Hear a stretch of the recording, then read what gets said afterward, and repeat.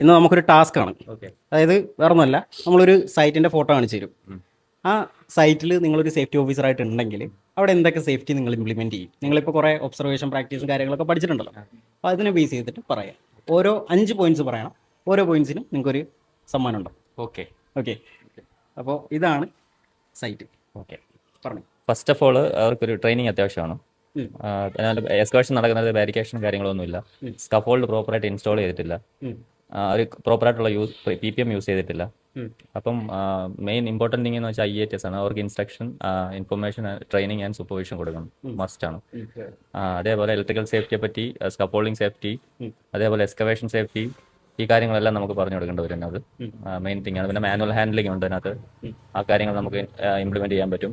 അതേപോലെ ഈ mobile equipments like fork lift, അതേപോലെ ക്രെയിൻ, അങ്ങനെയുള്ള കാര്യങ്ങളുടെ ട്രെയിനിങ്സും അത്യാവശ്യമാണ്. കാരണം വെച്ചാൽ മോസ്റ്റ് ഓഫ് ദ തിങ്സ് നമ്മൾ കാണുന്നത് മൊത്തം ഹസാർഡ്സ് ആണ്.